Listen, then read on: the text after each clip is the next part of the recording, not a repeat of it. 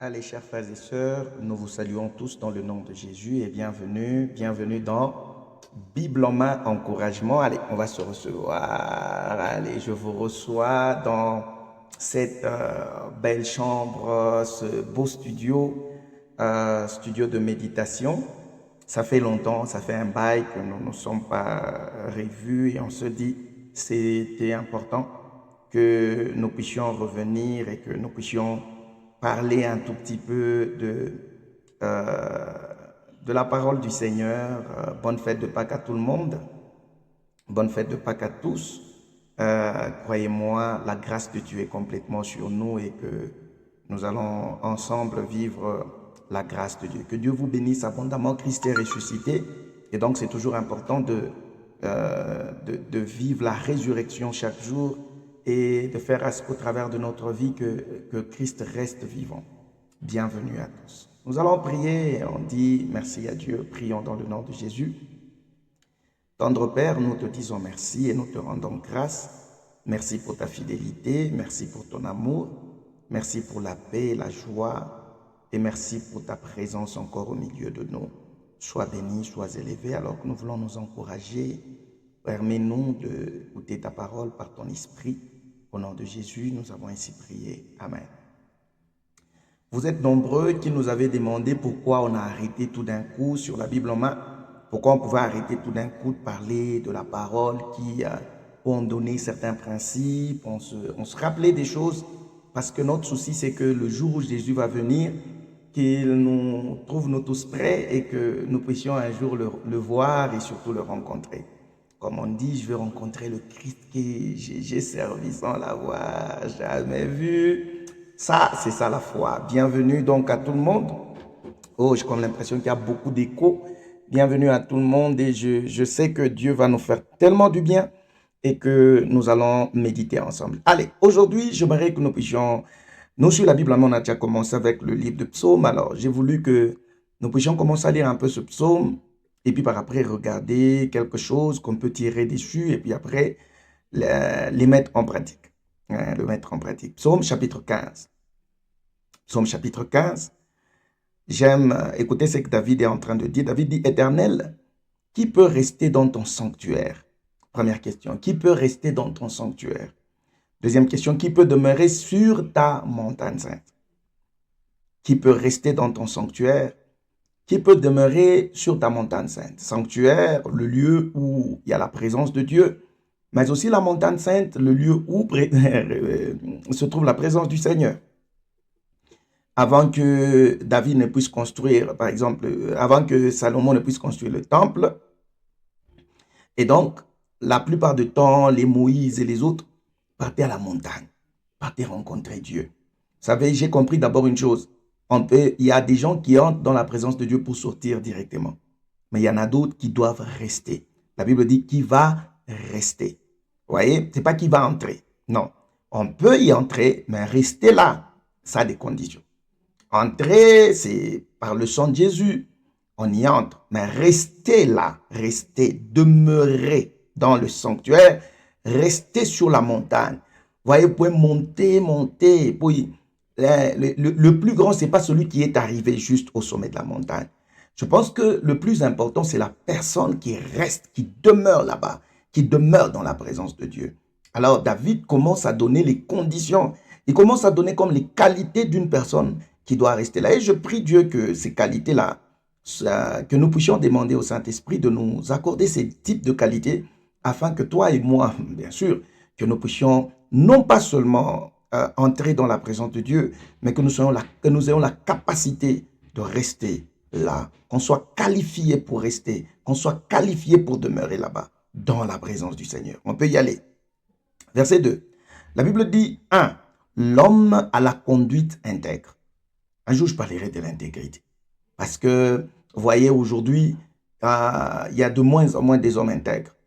Chez les hommes et les femmes, vous vous rendez compte que quand vous placez votre confiance dans une personne, les traîtres sont nombreux. Il y a de moins en moins des gens qui sont intègres. Le test de l'intégrité, si nous voulons le passer sincèrement, sur 100%, peut-être 95% peuvent déjà échouer.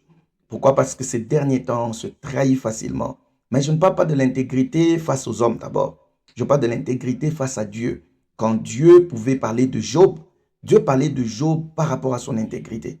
Dieu a témoigné lui-même. Vous voyez, parfois, nous en tant qu'humains, nous pouvons témoigner de votre intégrité. Est-ce que Dieu témoigne aussi de votre intégrité? Il dit, l'homme a la conduite intègre. L'homme à qui, vous voyez, quand on dit intégrité territoriale, c'est-à-dire que ce n'est pas violé. C'est un homme qui contrôle sa conduite. C'est un homme qui ne viole pas la loi facilement. C'est un homme qui ne peut pas vendre ses principes. Non, c'est un homme à la conduite intègre. Deuxièmement, il pratique la justice. Vous savez, quand on parle de la justice ici, on ne parle pas de la justice selon les hommes. On parle de ce que veut Dieu. On parle de ce que veut réellement le Seigneur. Vous savez, il y a la différence entre ce que nous voulons et ce que Dieu veut. Parce que parfois, nous pouvons faire des choses pensant que nous plaisons au Seigneur. Mais il est important de toujours regarder dans la parole du Seigneur quand on dit chercher premièrement le royaume et sa justice. Vous voyez, premièrement le royaume de Dieu et la justice de Dieu. Moi, j'aime ma version qui dit, cherchez premièrement, faites du royaume de Dieu votre première préoccupation et ce qui plaît au Seigneur. Ce qui est juste pour Dieu, pas ce qui est juste pour nous. Vous voyez, on peut faire des choses, on peut organiser des choses qui sont totalement justes pour nous et jamais justes pour Dieu. L'homme a la conduite intègre, il pratique la justice. Il dit la vérité qu'il pense au fond de son cœur. Il n'est pas, en fait, il n'est pas double-minded. C'est pas quelqu'un qui te dit autre chose, mais au fin fond de lui, il pense autre chose. Ils sont moins nombreux. Et je vous dis la vérité. Il ne faut pas trop réfléchir. Peut-être il faut faire 45 jours. Vous allez vous rendre compte qu'ici, il n'y a pas 45 jours de jeûne et prière. Ici, il n'y a pas 45 jours de jeûne et prière. Ici, il n'y a pas, oh, j'ai changé ma manière de parler. C'est pas que je prie à haute voix, je gronde. Non. Ça ne fait pas de toi un homme qui doit t'asseoir et rester dans la présence de Dieu. Il faut quelqu'un qui dit la vérité selon son cœur. J'aime quelqu'un qui sait te dire, par exemple, non, parce que c'est la vérité, il te dit non, que quelqu'un qui te dit oui, mais au fin fond, il sait qu'il ne veut pas ta présence. Il y a des gens qui te parlent comme ça, qui sont là, qui te sourient, mais en réalité, au fin fond d'eux, ils ne t'acceptent pas. Un homme vrai, c'est celui quand il n'aime pas quelque chose, il sait dire clairement que je n'aime pas. Et aujourd'hui, il ne faut pas oublier pourquoi il y a tellement de gens faux. Parce qu'aujourd'hui, quand tu es là, tu dis non à quelque chose, tu essaies de réfléchir un tout petit peu, tu deviens rebelle. Alors on commence à dire, c'est un rebelle dans l'église, il ne respecte pas les pères, il ne respecte pas ceci. Ça dit même quand il y a une bêtise et que nous tous nous savons qu'il y a une bêtise, c'est que nous puissions tous couvrir ça. Comme ils disent, oh c'est mon père spirituel, je dois tout cacher, vous voyez, je dois tout cacher. Et ça fait que l'église est devenue un lieu où il y a tellement beaucoup de gens qui peuvent, entre guillemets, entrer dans la présence de Dieu, mais qui ne demeurent pas. Parce qu'on est faux. Il y a beaucoup de choses. Voilà pourquoi Jésus pouvait dire, ces gens, mon or de lèvres, mais leur cœur est tellement loin de moi. Je voudrais dire à une personne, j'aimerais vous dire à nous tous, que ce qui intéresse beaucoup plus Dieu, ce n'est pas d'abord le fait que nous faisons des choses. C'est que si ces choses-là proviennent réellement, s'accordent avec ce qui se trouve dans notre cœur. Si ça ne s'accorde pas, pour Dieu, nous sommes faux. Vous voyez, il est impossible, voire difficile de demeurer, de rester dans la présence du Seigneur. La Bible dit, 3, il n'insulte pas son frère. Il n'insulte pas son frère. Les insultes, les gens qui parlent toujours en mal de leur frère, les gens qui... vous voyez, insulter, c'est pas seulement dire, oh, regarde ta tête comme... Non, non, non, non. Ce sont des gens qui méprisent. Ce sont des gens qui ne donnent pas de la valeur à leurs frères.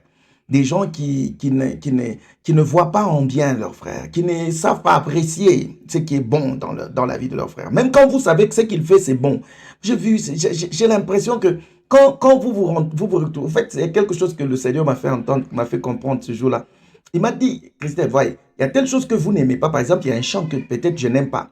Je disais, pourquoi est-ce que j'aime pas ce chant? Dieu m'a dit non, c'est pas parce que tu n'aimes pas ces chants. Le problème, c'est que peut-être que vous n'aimez pas ces chants parce que dans ce chant se trouvent certaines personnes, peut-être avec qui vous avez eu peut-être des problèmes.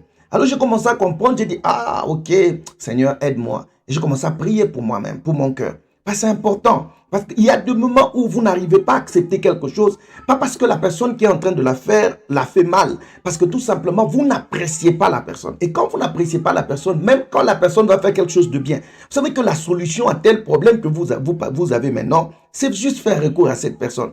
Écoutez-moi très bien. Insulter son frère, c'est quand vous savez que lui peut facilement donner solution. Mais vous vous dites, ah non, non, non, si on part vers lui, à t'étonner, à ton ça, tu n'as élevé ça. Non, non. La Bible dit, et il ne raconte rien qui déprécie son prochain. Il y a des gens, même quand vous savez, ils n'ont jamais dit quelque chose de bien. Ils ne parlent jamais de quelque chose de bien de leur frère. Alors, tu veux rester dans la présence de Dieu? Apprends à contrôler ta bouche. Apprends à ne dire que la vérité. Apprends à ne pas insulter ton frère. Quand on parle de frère, on ne parle pas que de frère biologique. Hein. On parle aussi de ton frère de l'église. On parle des frères de d'autres églises. Et il y a des gens, quand on parle de l'église catholique, ils pensent qu'ils parlent tellement mal de l'église catholique. Parfois, moi, quand vous regardez quelqu'un qui a une haine contre tous les bien-aimés de l'église catholique, parfois je dis, est-ce que vous êtes normaux? Est-ce que vous êtes normaux? Quand vous trouvez par exemple quelqu'un qui a tellement une haine contre les frères de l'église pentecôtiste, je dis, est-ce que vous êtes normaux? Pourquoi? Parce que, écoutez-moi très bien, ce sont vos frères. Que vous le vouliez ou pas, ce sont vos frères. Vous allez vous étonner ce jour-là, quand vous arrivez au ciel, vous trouvez que ce sont eux qui vont entrer en premier. Pourquoi? Parce que tout simplement, eux marchent, ils vous aiment, mais vous ne les aimez pas. C'est quelqu'un qui ne raconte rien, qui déprécie son prochain. Ne raconte rien. Quand toi, tu veux parler de ton frère, c'est-à-dire, tu es toujours en train de dire, non, il ne faut pas lui donner ça. Lui là, il n'y a pas, lui là, non. Il ne faut pas donner à telle personne. Il ne faut pas lui donner là, faut pas lui donner cette responsabilité. Vous voyez, c'est un peu en blaguant. C'est un peu cette histoire de cette fille, Lil Maëlle, là, qui est venue, qui parle bien français, qui est là. Non seulement elle parle bien français, elle est intelligente, elle est cohérente. C'est quoi l'intelligence au fait? C'est pas parler bien français, c'est vrai. Mais elle est cohérente, elle a prouvé par ce qu'elle a fait. Elle a organisé des choses à l'école.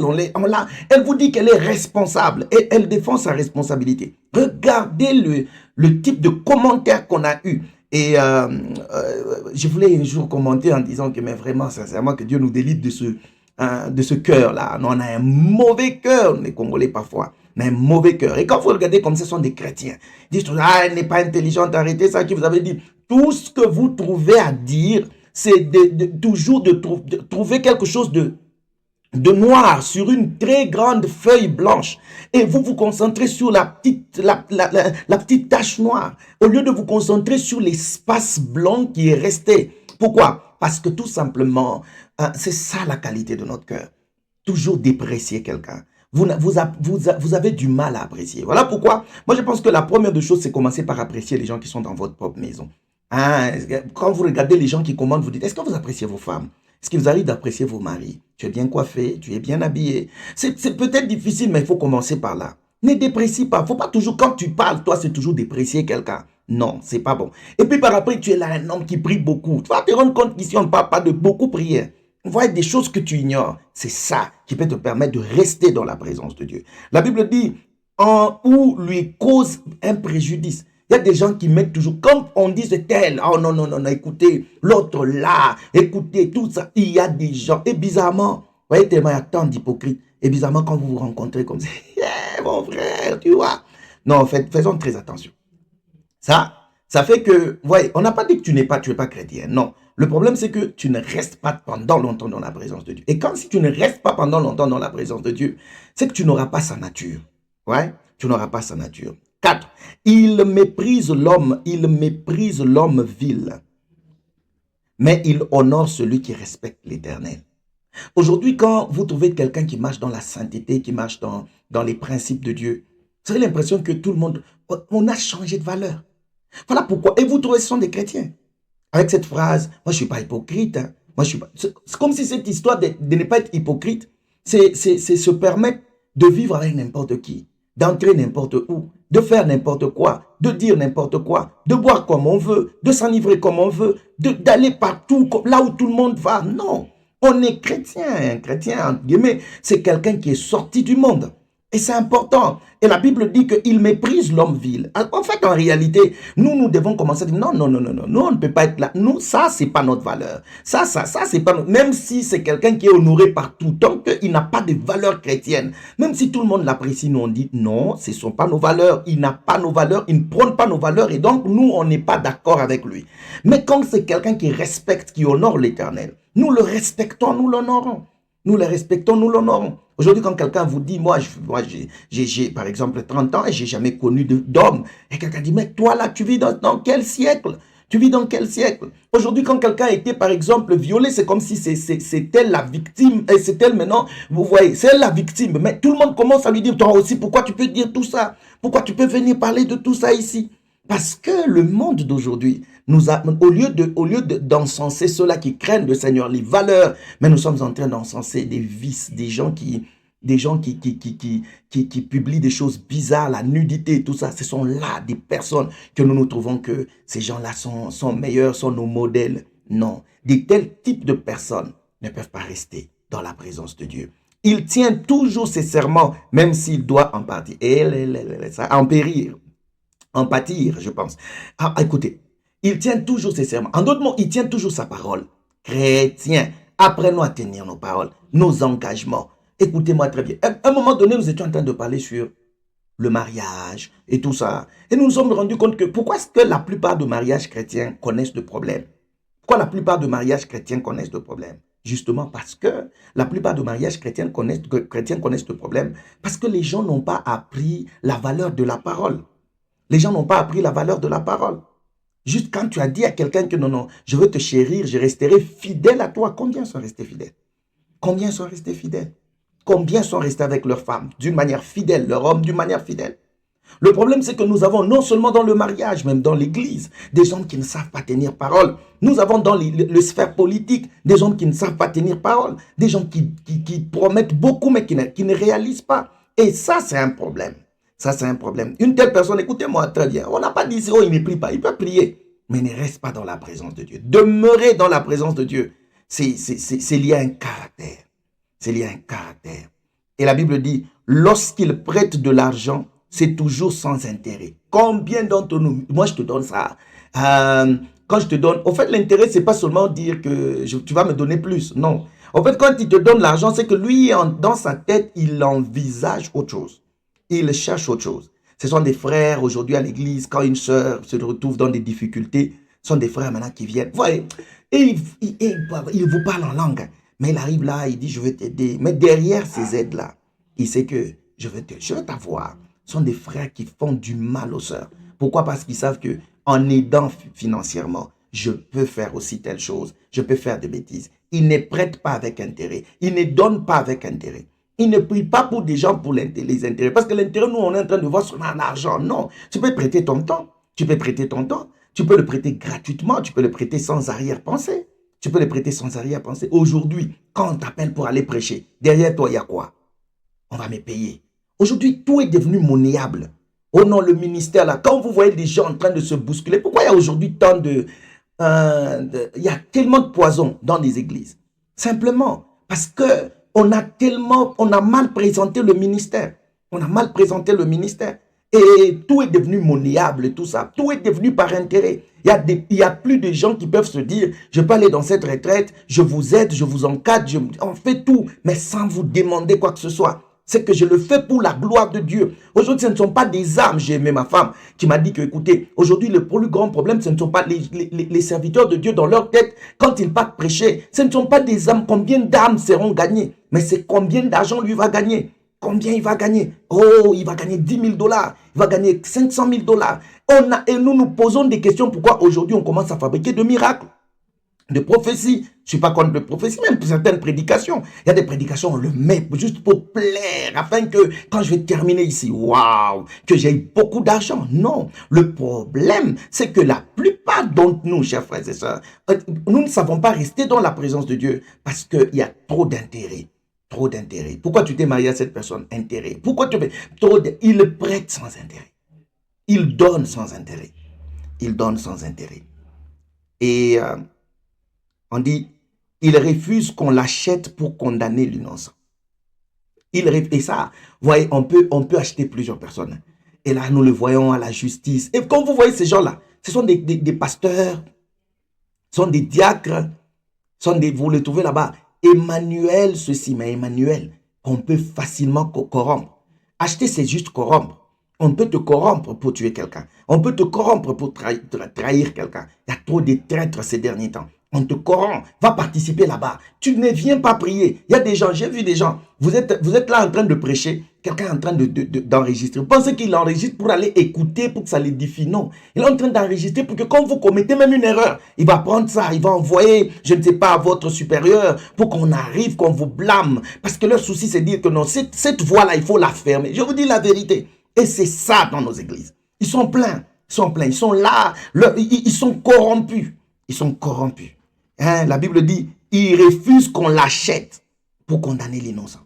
Ils refusent qu'on l'achète. Il y a des gens qui savent que non, non, cet homme ici, c'est celui-là qui va nous aider. Mais on t'achète. Combien on a acheté pour détruire le pays? Combien on a acheté pour détruire, par exemple, nos églises? Combien on a acheté pour même détruire les pasteurs, les hommes de Dieu, le prêtre? Ils ont été empoisonnés par des gens qu'on a achetés. Qu'on a achetés par l'argent. Et les innocents sont partis. Et finalement, qui se conduit de la sorte, rien ne pourra l'ébranler. Quand quelqu'un se conduit de la sorte, rien, c'est ça la conclusion. Tu vois, si tu te conduis de la sorte, rien ne peut t'ébranler. Et donc, tu as vu les différents requirements, ce qu'il y a comme exigence pour rester dans la présence de Dieu. Je me synthétise. Pour rester dans la présence de Dieu, il faut, 1, avoir une conduite intègre. 2, il faut pratiquer la justice. 3, il faut dire la vérité. Tu dis ce que tu penses au fin fond de toi. 4, tu n'insultes pas ton frère. 5, tu ne racontes rien qui déprécie ton prochain. Tu es là, tu sais, tu apprends à apprécier. Alléluia. 6, tu méprises l'homme vil. C'est-à-dire, tu apprends d'abord à honorer celui qui respecte le Seigneur. Et tu ne t'associes pas aux gens qui sont en train de prôner les vices en lieu et place de valeur.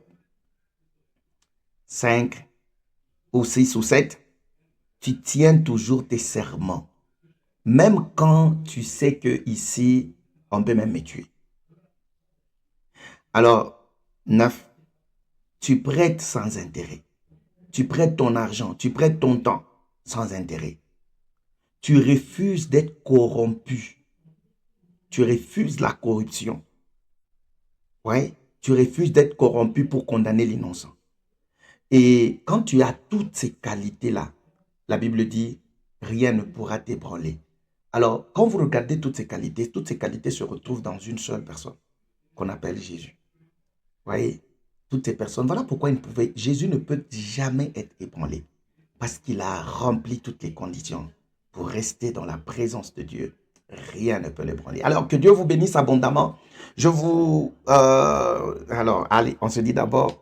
voilà. Alors, je vous donne rendez-vous la semaine prochaine. Mais au même moment, j'aimerais vous dire seulement dans le commentaire, vous allez voir un lien YouTube. Je m'en supplie dans le nom de Jésus. Nous avons créé une chaîne YouTube. Une chaîne YouTube qui va beaucoup plus parler de notre pays. Quelqu'un va dire, ah ben c'est important qu'on parle de notre pays. Sur cette chaîne YouTube, nous donnons des leçons du patriotisme. Et là-bas, en tant que chrétien, je sais qu'ici, j'enseigne. Mais là-bas, je parle à tout le monde. Et là-bas, je parle beaucoup plus en 2 langues. Le swahili et le français. Je sais que beaucoup de gens parlent en lingala et en français. Et donc là-bas, nous parlons un peu en swahili et en français. Ce sont des leçons de la vie. Et faites écouter ça à vos jeunes gens. Faites écouter ça à vos enfants. Si nous n'arrivons pas à apprendre nous-mêmes, à éduquer la nation, demain après demain, nous allons parce que beaucoup de gens tout autour de nous se rendent compte que nous ne méritons pas la nation, le pays que Dieu nous a donné. Et donc, c'est important qu'on commence. Vous voyez, quand quelqu'un qui a grandi dans la souffrance, il faut qu'on lui redonne encore, qu'on le rééduque, qu'on lui dise ce qu'il y a de bon, ce qu'il faut faire et ce qu'il ne faut pas faire. C'est tout ce qu'on va faire. C'est tout ce que nous sommes en train de faire sur cette chaîne YouTube. Please, pendant que vous serez là, que vous allez vous abonner, faites abonner aussi les autres. Nous voulons être tellement nombreux. L'objectif, apprendre. Sincèrement, juste apprendre. Avec toutes les réalités, on va toucher tout, l'économie, tout ça. On va apprendre. On va apprendre. Que Dieu vous bénisse. Allez, pour Biblement Encouragement, on se dit au revoir. À la semaine prochaine. Bye.